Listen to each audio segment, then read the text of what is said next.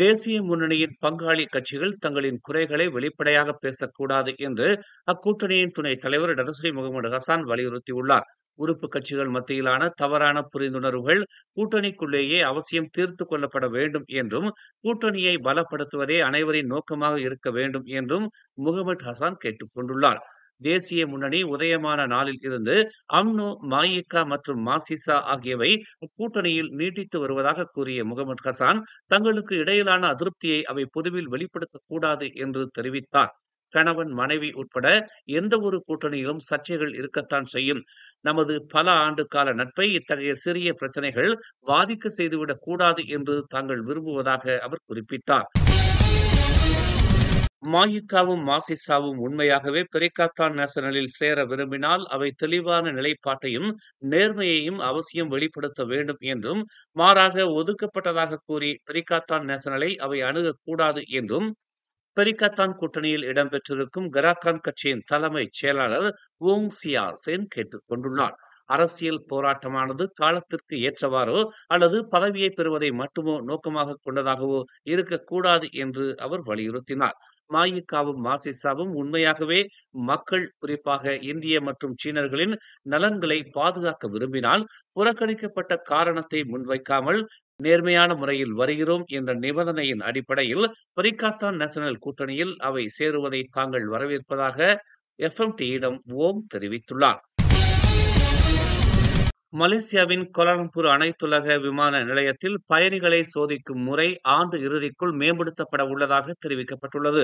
நாட்டிற்குள் சட்டவிரோதமாக நுழைவோரை தடுக்கும் நோக்கத்துடன் நவீன சோதனை முறைகள் அறிமுகம் காணும் என்று உள்துறை அமைச்சர் சைஃபுடின் நசுத்தியோன் இஸ்மாயில் தெரிவித்துள்ளார். நாடாளுமன்ற கூட்டத்தில் கேள்வி நேரத்தின் போது இதுகுறித்து கூடுதல் விவரங்களை அவர் வெளியிட்டார். நவீன சோதனை முறைகளின்படி பயணிகள் வருவதற்கு முன்பே அவர்களின் தனிப்பட்ட விவரங்களை குடிநுழைவுத்துறை அதிகாரிகள் அணுகுவதற்கு அனுமதி வழங்கப்படும். பயணிகள் நுழையும் போதும் வெளியேறும் போதும் சோதிக்கப்படும் முறை முழுமையாக மின் இலக்கமயமாக்கப்படும். பயணிகளுடன் நேரடியாக தொடர்பு கொண்டு சோதிக்கும் நடவடிக்கைகள் தானியக்க கதவுகளை பயன்படுத்துவதால் குறைந்துவிடும் என்று சைஃபுடின் விளக்கினார். மின்னிலக்க வசதிகளுடன் கூடிய குடிநுழைவு சேவை தவறு நடப்பதற்கான சாத்தியக்கூறுகளை குறைக்கும் என்று அவர் தெரிவித்தார்.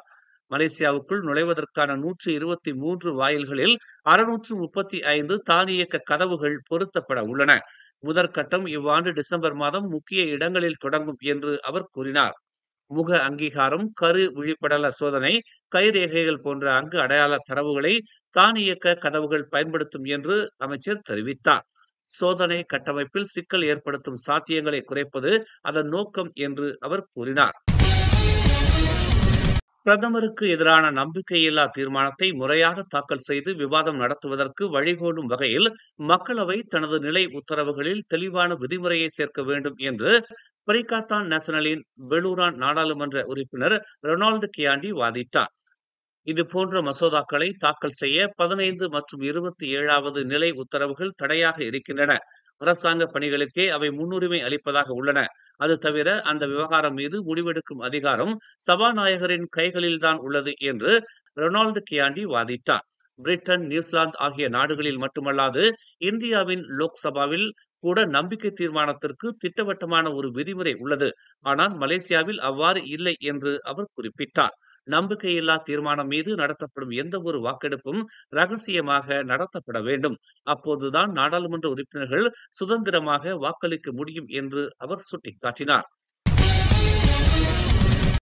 அடுத்த ஆண்டுக்கான நிதிநிலை அறிக்கை தொடர்பான கலந்தாலோசனை கூட்டம் நாளை வியாழக்கிழமை நடைபெறுகிறது. பல்வேறு தரப்பினரிடமிருந்து கருத்துக்களை கேட்டறிவதற்காக இக்கூட்டம் நடத்தப்படுகிறது என்று தொடர்புத்துறை அமைச்சர் டாக்டர் ஃபாமி ஃபாஜில் தெரிவித்துள்ளார். தேசிய நிதிநிலை அறிக்கையின் இறுதி வரைவு திட்டம் முழுமை அடையும் வரையில் அந்த கலந்தாலோசனை கூட்டம் தொடர்ந்து நடைபெற்று வரும் என்று அவர் கூறினார். மக்கள் மற்றும் தனியார் துறையினரின் விருப்பத்தை பிரதிபலிக்கும் வகையில் அனைத்து கருத்துகளும் மாற்று கருத்துகளும் கவனத்தில் கொள்ளப்படும் என்று அவர் தெரிவித்தார். முதன்மை மனிதவள அதிகாரிகளின் ஆய்வரங்கில் நேற்று முதன்மையுரை நிகழ்த்திய பின்னர் செய்தியாளர்கள் மத்தியில் அவர் இதனை தெரிவித்தார். ஒற்றுமை அரசாங்கம் அதன் ஒதுக்கீடுகளில் சில சமூகங்களை மற்றவர்களை விட சாதகமாக கொண்டுள்ளது என்ற கூற்றுகளை பிரதமர் டதஸ்ரீ அன்வார் இப்ராஹிம் நிராகரித்தார். சீன புதிய கிராமங்களுக்கு தாங்கள் ஒதுக்குவதாகவும், ஆனால் பூமி புத்ராக்களுக்கு அல்ல என்றும் அவர்கள் கூறினால், அவர்கள் 13வது மலேசிய திட்டத்தின் முக்கிய கூறுகளை படிக்கவில்லை என்று அர்த்தம் என அவர் கூறினார்.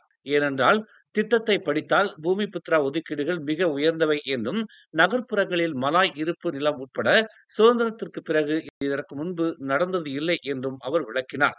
முந்தைய நிர்வாகங்கள் மலாய்க்காரர்களின் நலன்களை பாதுகாப்பதாக உண்மையான எந்த நடவடிக்கையும் எடுக்காமல் பெரும் கூற்றுகளை வெளியிடுவதை விமர்சித்த அவர், நாடாளுமன்றத்தில் விவாதிக்கும் முன் அரசாங்கத்தின் கொள்கைகளை முழுமையாக புரிந்து கொள்ளுமாறு அவர் வலியுறுத்தினார். தேசிய நிதி பற்றாக்குறையை குறைப்பது அவசியம் என்றும், தொடர்ந்து அதிகப்படியான கடன் வாங்குவது பொறுப்பற்றதாகவும், எதிர்கால சந்ததியினருக்கு நியாயமற்றதாகவும் இருக்கும் என்றும் அவர் எச்சரித்தார். நிதி ஒழுக்கம் இல்லாத பிரபலமான கொள்கைகள் நாட்டின் நீண்டகால நிலைத்தன்மையை சேதப்படுத்தும் என்றும் அவர் தெரிவித்தார். நிதி சீர்திருத்தத்தை நோக்கி உறுதியான நடவடிக்கைகளை எடுத்த முதல் நிர்வாகம் தமது நிர்வாகம் என்றும், இது உள்நாட்டிலும் சர்வதேச அளவிலும் முதலீட்டாளர்களின் நம்பிக்கையை மேம்படுத்த வழிவகுத்ததாகவும் அவர் கூறினார். நிதி பற்றாக்குறையை குறைப்பதற்கான அரசாங்கத்தின் படிப்படியான திட்டத்தையும் அன்வார் பேசினார். அவ்வாறு செய்ய தவறினால் கடன் கட்டுப்பாட்டை மீறிச் செல்லும் என்றும், புத்ராஜயாவின் நிதி கொள்கைகளில் பொதுமக்களின் நம்பிக்கை சிதைந்துவிடும் என்றும் அவர் தெரிவித்தார்.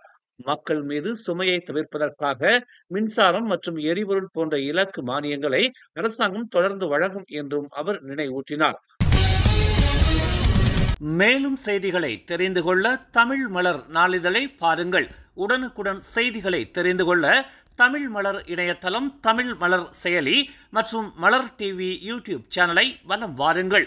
எங்களோடு இணைந்திருக்க மலர் டிவியை பதிவு செய்து கொள்ளுங்கள்.